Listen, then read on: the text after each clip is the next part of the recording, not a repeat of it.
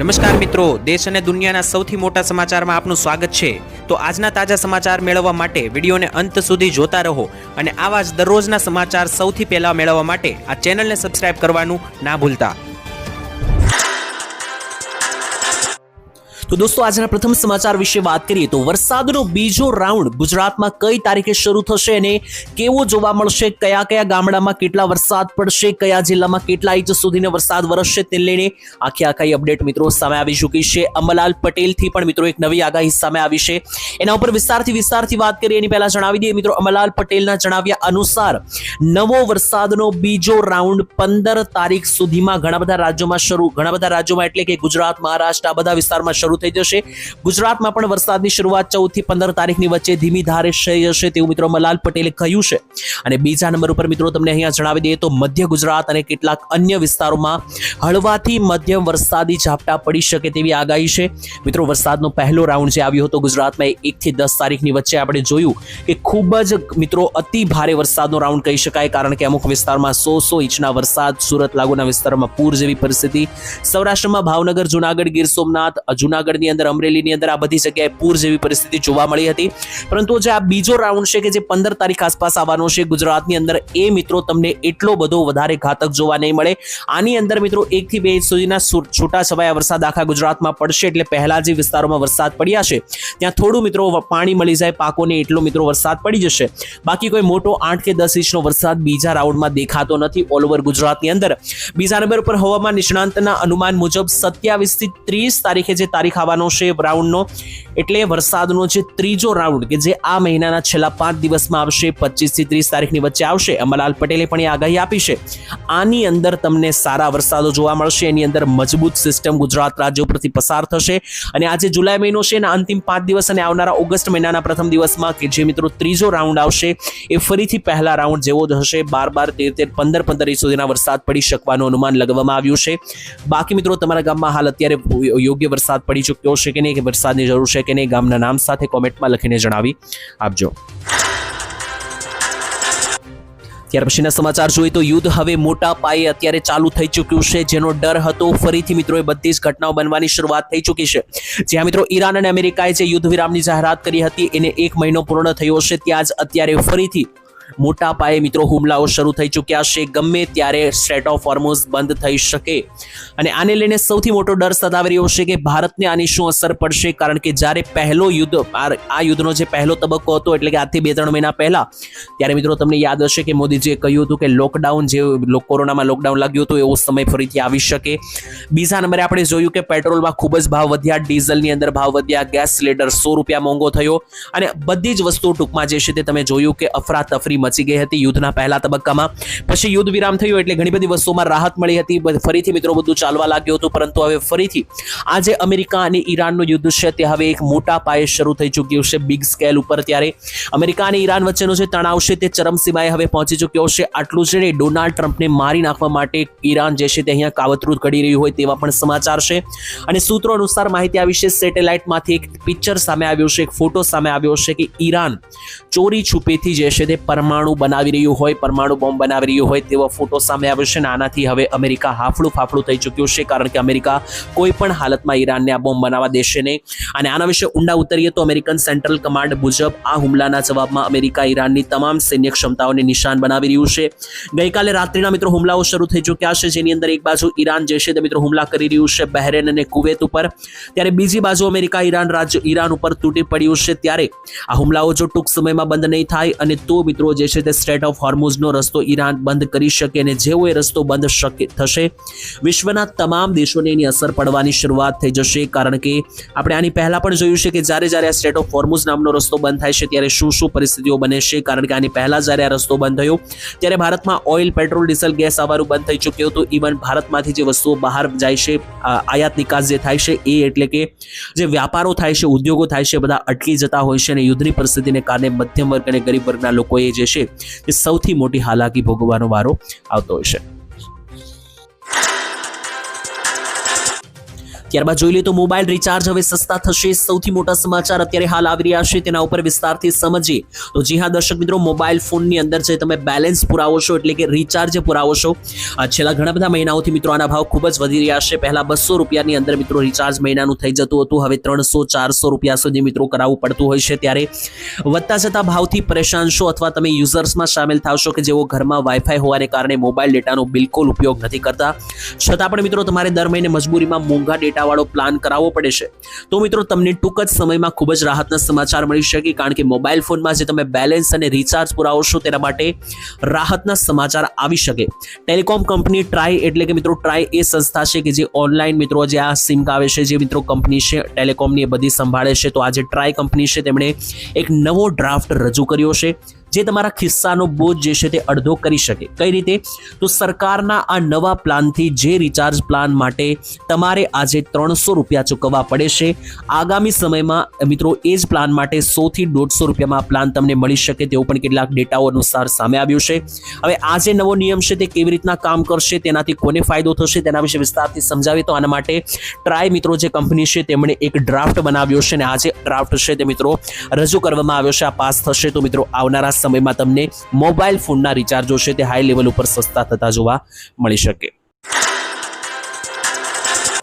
ત્યાર પછીના સૌથી મહત્વપૂર્ણ સમાચાર ઉપર વાત કરી લે તો રોજગાર મેળવવા માટે 20,000 રૂપિયા સુધીની સહાય સરકાર આ યોજનાની અંદર આપશે. જ્યાં મિત્રો વિસ્તારથી સમજાવું આખી યોજનાની વિશે તો તમને જણાવી દઈએ તો મિત્રો ઘણા બધા લોકો અત્યારે રોજગાર શોધી રહ્યા છે અને સરકાર જે એવા લોકો છે કે જે બેરોજગાર છે અને રોજગારની શોધમાં છે તેના માટે માનવ કલ્યાણ યોજના ચલાવે છે. આ જે માનવ કલ્યાણ યોજના છે તે સ્વરોજગાર લક્ષી યોજનાઓ છે, એટલે આમાં કોઈ એક પ્રકારે સહાય નથી મળતી. ઘણા બધા અલગ અલગ વ્યવસાયો સાથે સંકળાયેલા લોકોને સહાય મળે છે કે જેઓ અત્યારે હાલમાં બેરોજગાર છે અને રોજગાર મેળવવા માંગે છે. તો આની અંદર જે યોજના આવે છે જેનું નામ છે માનવ કલ્યાણ યોજનાની અંદર જ આ યોજના આવે છે જેનું નામ છે ફ્રી ઘરઘંટી સહાય યોજના. અને હવે આ ફ્રી ઘરઘંટી સહાય યોજના શું છે, એની અંદર કઈ રીતના રૂપિયા મળે છે અને કેવી રીતના એનો તમે લાભ લઈ શકો એ વિસ્તારથી સમજાવું તો આ જે ફ્રી ઘરઘંટી સહાય યોજના છે તેમાં 20,000 રૂપિયા સુધીની સહાય સરકાર તરફથી આપવામાં આવે છે રોજગાર શોધી રહ્યા હોય તેવા લોકોને. ખાસ કરીને મિત્રો આ જે ઘરઘંટી સહાય યોજના છે તમારે ઘરે ઘંટી લેવા માટે નથી, પરંતુ ઘણા બધા લોકો કે જે રોજગારની શોધમાં છે તેઓ ઘરઘંટી ખરીદી શકે, 20,000 રૂપિયાની ઘંટી ખરીદે ત્યાર પછી એનાથી લોટ દળીને મિત્રો પોતાનો વ્યવસાય કરી શકે, પોતાનું ઘરનું ગુજરાન ચલાવી શકે, એટલા માટે સહાય આપે છે સરકાર. અને આ માનવ કલ્યાણ યોજનામાંની સૌથી મોટી યોજના છે. આની અંદર માત્ર ઘરઘંટી સહાય યોજના નહીં, ઘણી બધી એવી યોજનાઓનો સમાવેશ કરવામાં આવ્યો છે માનવ કલ્યાણ યોજનામાં. અને આ સ્પેશિયલ એવા લોકો માટે છે કે જે અત્યારે રોજગાર નથી, જેના હાથમાં મિત્રો ગુજરાન ચલાવવા માટે પણ પૈસા નથી, એવા લોકો કે જે પોતાનો સ્વરોજગાર મેળવી શકે, એટલા માટે સરકાર પીએમ માનવ કલ્યાણ યોજનાઓ ચલાવે છે. જેમાંની આ એક યોજના છે જેમાં મિત્રો તમને 15,000 થી 20,000 રૂપિયાની સહાય મળે છે કે જેનાથી તમે તમારું જે છે તે કોઈ પણ પ્રકારે આ રીતે નાનકડો બિઝનેસ વ્યવસાય શરૂ કરી શકો અને તેનાથી પોતાનો રોજગાર મેળવી શકો. ત્યાર પછી જોઈએ તો પાલ આંબલિયાના સરકાર ઉપર મોટા પ્રહારો. જી હા મિત્રો, પાલ આંબલિયા એક ખેડૂત નેતા છે કોંગ્રેસના. ત્યારે ખેડૂતો સાથે અત્યારે જે અત્યાચારો થઈ રહ્યા છે ગુજરાત રાજ્યની અંદર ખેડૂતો સાથે મિત્રો, જે તે પણ મિત્રો અત્યારે તમે જાણો છો કે અત્યારે છેલ્લા 2-3 મહિનાથી ખેડૂતો જે છે તે એક આંદોલન ઉપર ઉતરી આવ્યા છે વીજ થાંભલાઓને લઈને. ત્યાર પછી અત્યારે ખેડૂતો માટે સરકારે એક બીજી યોજના બહાર પાડી હતી અને એ યોજના વિશે અત્યારે પાલ આંબલિયાએ સરકારને ઘેરી છે, સરકાર ઉપર પ્રહારો કર્યા છે અને ખેડૂતો માટે અવાજ ઉઠાવ્યો છે. આખો મામલો શું છે વિસ્તારથી સમજાવું તો ગુજરાત સરકારે કપાસ માટે, જે કપાસના ખેડૂતો છે તેમના માટે કપાસ ક્રાંતિ યોજનાના અમલીકરણ માટે તાજેતરમાં એક પરિપત્ર બહાર પાડ્યો છે. આ યોજનાનો મુખ્ય હેતુ એ છે કે દેશભરમાં કપાસની આયાત ઘટાડવા માટે ખેડૂતોની આવક વધારવાનો છે અને વર્ષ 2026 એટલે કે અત્યારે ચાલુ વર્ષથી આગામી 4-5 વર્ષ માટે મિશન ફોર કોટન પ્રોડક્ટિવિટી શરૂ કરવામાં આવી છે સરકાર તરફથી. આ બધા અઘરા શબ્દો જો તમને ના સમજાતા હોય તો સરળ ભાષામાં સમજાવું તો ખેડૂતો માટે, કપાસના ખેડૂતો માટે સરકારે એક નવી યોજના ચલાવવામાં આવી છે. 90/30 સેમીના અંતરે કપાસનું વાવેતર કરે છે ખેડૂતો પ્રતિ હેક્ટર દીઠ કપાસના ખેડૂતોને 14,000 રૂપિયા આપવાની સહાય અને ઇન્ટિગ્રેટેડ ક્રોપ મેનેજમેન્ટ પદ્ધતિથી મિત્રો જે ખેડૂતો વાવેતર કરે છે તેમને 7500 રૂપિયાની સહાય જે છે તે પ્રતિ હેક્ટર દીઠ આપવામાં આવશે તેવી સરકારે જાહેરાત કરી. આ માટે સરકાર બીટી કપાસના બિયારણનો ઉપયોગ કરવા માટે અનિવાર્ય છે તેવું પણ કહ્યું. હવે આ જે યોજના છે તમને એવું લાગતું હોય તો આ તો સારી યોજના છે, ખેડૂતોને પૈસા મળી રહ્યા છે, પરંતુ આ મામલે પાલ આંબલિયાએ જે છે તે સરકારની ઘેરી છે અને કહ્યું છે કે આની કરતા સરકારે જો ખેડૂતોને સહાય આપવી જોઈએ, રાહત દેવી જોઈએ તો બીજું ઘણું કામ છે ખેડૂતો માટે કરી શકે. શું કહ્યું પાલ આંબલિયાએ વિસ્તારથી હવે સમજીએ. તો મિત્રો પાલભાઈ આંબલિયાએ જે છે તે સરકારે જે આ યોજના કપાસના ખેડૂતો માટે હેક્ટરની 14,000 રૂપિયાની આપવાની વાત કરી છે, તેમને લઈને પાલ આંબલિયાએ આ યોજના સામે ગંભીર સવાલો ઉઠાવ્યા છે. તેમનું કહેવું છે કે સરકાર દ્વારા બહાર પાડવામાં આવેલા પરિપત્રમાં કોઈ સ્પષ્ટતા કરવામાં આવી નથી.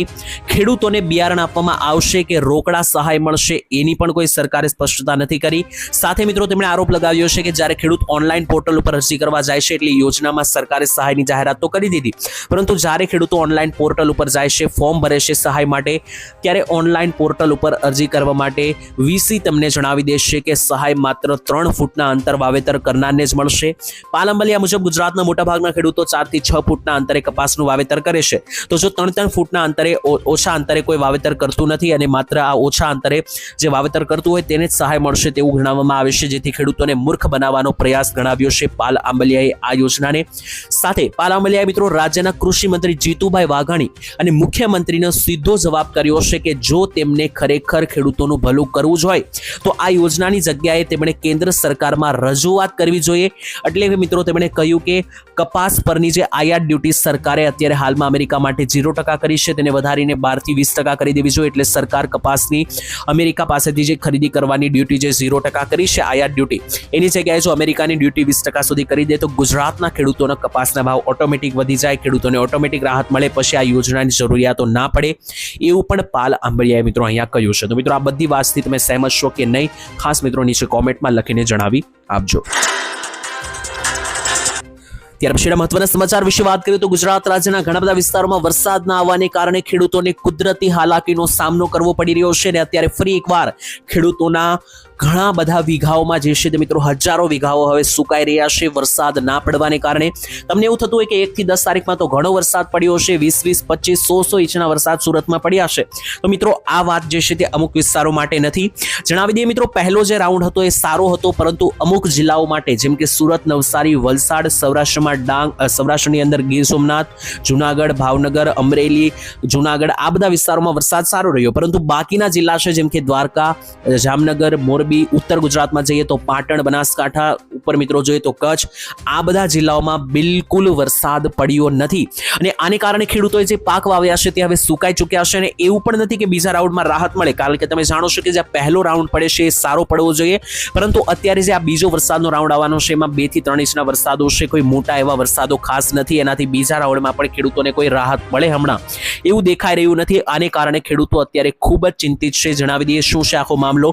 તો ગુજરાતમાં વરસાદ ખેંચાવાને કારણે સૌરાષ્ટ્રના કેટલાક વિસ્તારોમાં છૂટા છવાયા વરસાદની અત્યારે શક્યતાઓ તો છે, પરંતુ એટલો વરસાદ જે છે તે પૂરતો ગણી શકાશે નહીં, કારણ કે અમુક વિસ્તારોમાં હજુ ઘણા વરસાદની અપેક્ષાઓ છે. એને લઈને ડેટા સામે આવ્યા છે. જી હા મિત્રો, જણાવી દઈએ તો કેટલો ઓછો વરસાદ પડ્યો છે છેલ્લા જે રાઉન્ડ છે તેની અંદર. તો મિત્રો કચ્છ લાગુના વિસ્તારોમાં તો માત્ર 10% વરસાદ જ પડ્યો છે, એટલે જે પડવાનો હતો એનો માત્ર 10 ભાગનો જે પડવાનો એનો 1 ભાગ, એટલે કે 10% વરસાદ જ પડ્યો છે. જણાવી દઈએ મિત્રો વરસાદની અછતને કારણે ખેડૂતોમાં ચિંતા છે કે ખાસ જે બિયારણ વાવ્યા છે તે સુકાઈ રહ્યા છે. બીજા તરફ દેશના 70% વિસ્તારમાં વરસાદે વિરામ લીધો છે. ગુજરાતની અંદર પણ વરસાદનો વિરામ છે અને બીજો રાઉન્ડ જલ્દી શરૂ થવાનો છે, પરંતુ બીજા રાઉન્ડની અંદર પણ એવા કોઈ મોટા વરસાદની અપેક્ષા નથી, કારણ કે જે પહેલા રાઉન્ડમાં ધોધમાર વરસાદની સિસ્ટમ હતી એવી હવે બીજા રાઉન્ડમાં ઓછી હશે. અને પહેલા રાઉન્ડમાં જે વિસ્તારોનો વારો આવી ચૂક્યો છે એ ખેડૂતોને તો ઘણી રાહત છે, પરંતુ 25% ગુજરાતનો એવો ભાગ છે કે જ્યાં વરસાદ મોડો પડવાને કારણે અથવા જે રાઉન્ડની અંદર હજી કોઈ એવી સારી એન્ટ્રી વરસાદની થઈ જ નથી, એને કારણે જે છે તે અત્યારે ખેડૂતો ઉપર સૌથી મોટું સંકટ છે કે શું ફરી એકવાર બિયારણ વાવવું કે નહીં, કારણ કે પહેલી વાવણી જ્યારે વ્યર્થ ગઈ હોય તેવું લાગી રહ્યું છે. ત્યાર પછી સૌથી મોટા સમાચાર છે મિત્રો, વરસાદના પહેલા જ રાઉન્ડની અંદર ગુજરાત રાજ્યના ઘણા બધા વિસ્તારોમાં રોડ રસ્તાઓની કમર તૂટી ગઈ છે. જ્યાં મિત્રો આ એક મોટું કરોડો રૂપિયાનું એક બહાર આવ્યું છે ભ્રષ્ટાચારનું પૂતળું, તેવું તમે કહો તો પણ ચાલે, કારણ કે લોકો અત્યારે હાફડા ફાફડા થઈ શક્યા છે, કારણ કે જે રોડ બનાવવા માટે સરકારે કરોડો રૂપિયાના બજેટ ફાળવ્યા છે તે રોડ અત્યારે ખૂબ જ હાલાકી ભોગવી રહ્યા છે, કારણ કે જ્યાં જુઓ ત્યાં ગાબડા પડી ચૂક્યા છે. તમને જણાવી દઈએ મિત્રો, આશ્ચર્યની વાત એ છે કે ધોધમાર વરસાદ વિના ક્યાંય રસ્તાઓ બિસ્માર થઈ ચૂક્યા છે, ક્યાંક મોટા મોટા ખાડાઓ પડી ચૂક્યા છે. સુરક્ષાની કોઈ ગેરંટી નથી. હમણાં થોડા સમય પહેલા જ મિત્રો આપણી એવા ઘણા બધા વિડીયો જોયા છે કે જેમાં તૂટેલા રોડને કારણે ઘણા બધા લોકો ગટરમાં પડીને મૃત્યુ પામ્યા છે. તૂટેલા રોડને કારણે મિત્રો અકસ્માતો સર્જાય છે, તો આની જવાબદારી લેવા પણ કોઈ તૈયાર નથી. જનતા પાસેથી મોટા મોટા મિત્રો ટેક્સ વસૂલવામાં તો આવે છે, અને આનું મિત્રો ટેક્સનો જે ઉપયોગ છે તે રોડ રસ્તાઓ બનાવવા માટે કરવામાં આવે છે, અને એમાં મિત્રો સરકાર કરોડો રૂપિયાનું બજેટ પણ ફાળવે છે. જ્યારે આ વર્ષે 2026નું બજેટ ફાળવવામાં આવ્યું ત્યારે ગુજરાતની અંદર ઘણા બધા રૂપિયા ફાળવવામાં આવ્યા છે રસ્તાઓના કામગીરી માટે. ત્યારે આ જે રૂપિયા છે તેનાથી મિત્રો જે રોડ બનાવવામાં આવે છે તે હવે તો ઘણી બધી જગ્યાએ એક વર્ષ પણ ચાલતા નથી. આપણે મિત્રો જોયું હતું કે સુરતમાં 2-4 વરસાદના ઝીણા મિત્રો રાઉન્ડો રહ્યા, તેની અંદર જે છે તે મિત્રો રસ્તાઓ તૂટી ગયા, અને વરસાદનો પહેલો જ રાઉન્ડ આવ્યો એની અંદર ગુજરાતના મોટા ભાગના ઘણા બધા વિસ્તારોમાં રસ્તાઓ જે છે તેના ઉપર એક મોટા ખાડાઓ જોવા મળી રહ્યા છે. સુરતની અંદરથી વિડીયો સામે આવ્યા હતા. અત્યારે મિત્રો જણાવી દઈએ તો રાજકોટની અંદર અત્યારે સૌથી મોટા સમાચાર આવી રહ્યા છે. મહાનગર રાજકોટ અને સુરતમાંથી જે ફોટા સામે આવ્યા છે તેમાં તંત્રની પ્રી મોન્સૂન કામગીરીની વાસ્તવિકતા દર્શાવે છે. રાજકોટની વાત કરીએ તો અહીંના હોમી દસ્તુર અંડરપાસમાંથી મિત્રો ગાબડા પડી ચૂક્યા છે, અને અંડરપાસ માત્ર 1 વર્ષ પહેલા જ 4 કરોડ રૂપિયાના ખર્ચે તૈયાર કરવામાં આવ્યું છે. તમે મિત્રો વિચારો, 4 કરોડ રૂપિયા જે છે ખૂબ મોટી રકમ છે. 4 કરોડનો જો મિત્રો રોડ બનાવવામાં આવે તો તમે ધારો કે મિત્રો એને ઘણા વર્ષો સુધી કંઈ થવું ન જોઈએ, પરંતુ અત્યારે જોશો તો મિત્રો 1 વર્ષની અંદર આ 4 કરોડનું રોડનું જે જુલુસ સામે આવ્યું છે, આનાથી તમે અંદાજો લગાવી શકો. અને હવે મેઇન પ્રશ્ન એ છે કે 4 કરોડના જે ખર્ચા રોડ માટે કરવામાં આવી રહ્યા છે, છતાં પણ આ રોડ જે છે તે મિત્રો આ રીતના ગાબડા પડી રહ્યા છે. અને આને લઈને મિત્રો જણાવી તો સુરતમાં પણ મિત્રો આવું જોવા મળ્યું હતું, અને આને કારણે મિત્રો મુખ્યમંત્રી ભૂપેન્દ્ર પટેલે પણ હવે માહિતી આપી હતી આની પહેલા પણ. અને હમણાં મિત્રો તમને જણાવી તો સુરતમાં જે પૂર જેવી પરિસ્થિતિ જોવા મળી, અને એને કારણે જે પ્રી મોન્સૂન એક્ટિવિટીની કારણે મિત્રો જે પહેલા તૈયારી એટલે ચોમાસા પહેલાની જે તૈયારી કરવામાં આવે છે સરકાર તરફથી, તેનું મિત્રો જે છે તે કોઈ તૈયારી નથી તેવું પણ ઘણા બધા લોકોનું કહેવું હતું, અને સામે આવ્યું હતું, કારણ કે દુકાનો ઘરોમાં પાણી પહોંચ્યા હતા. તો આને લઈને હર્ષભાઈ સંઘવી અને મુખ્યમંત્રી ભૂપેન્દ્ર પટેલ બંને બેઠકો બોલાવી હતી અને કહી દીધું હતું કે હવે આગામી સમયમાં એવું ચાલશે નહીં. આના માટે જે છે તે જેટલા પણ જવાબદાર અધિકારીઓ હોય તેમની સામે કડકમાં કડક પગલાઓ પણ લેવામાં આવી શકે. ત્યાર પછીના મહત્વપૂર્ણ સમાચાર જોઈએ તો ભારતના જહાજ ઉપર હુમલો થઈ ચૂક્યો છે, અને જાણો કે આને લઈને ભારતે શું વળતો જવાબ આપ્યો છે. તો જી હા મિત્રો, તમને જણાવી દઈએ તો ભારત જે છે તે મિત્રો તમે જાણો છો ભારતમાં કોઈ તેલ, પેટ્રોલ, ડીઝલ નથી, બહારથી આયાત કરવામાં આવે છે. જેવી રીતના મિત્રો યુદ્ધના સમયમાં ભારત બહારથી એલપીજી લઈને મિત્રો જે છે તે હજારો ટનના જહાજો આવતા હતા, અને આ રીતે મિત્રો વ્યવસાય ચાલતા હોય છે. પરંતુ અત્યારે જે યુદ્ધ ચાલી રહ્યું છે દરિયાની અંદર અમેરિકા અને ઈરાનનું, તેને કારણે ભારતીય જહાજોને પણ ટાર્ગેટ કરવામાં આવ્યા છે, અને આને કારણે ભારતીય જહાજો પર જે હુમલાઓ થઈ રહ્યા છે તે હવે ચલાવી લેવામાં નહીં આવે તેવો જવાબ પણ આપવામાં આવ્યો છે. ભારત સરકારે મિત્રો ઓમાનના દરિયાકાંઠે જેએફએસ ગેલેક્સી જહાજ ઉપર થયેલા હુમલાની સખત નિંદા કરી છે.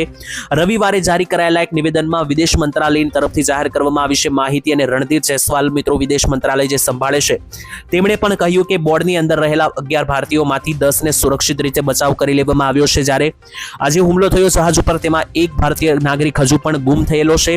વિદેશ મંત્રાલયના જણાવ્યા અનુસાર આ જે હુમલાઓ ભારતીય જહાજ ઉપર થઈ રહ્યા છે તેની કોઈ પણ પ્રકારે ચલાવી લેવામાં નહીં આવે, કારણ કે આજે ભારતીય જહાજો છે તે વ્યવસાય માટે ગયેલા છે, અને વ્યવસાયિક જહાજો ઉપર હુમલા છે તે કોઈ પણ રીતે સહન કરવામાં આવશે નહીં તેવો પણ જવાબ આપવામાં આવ્યો.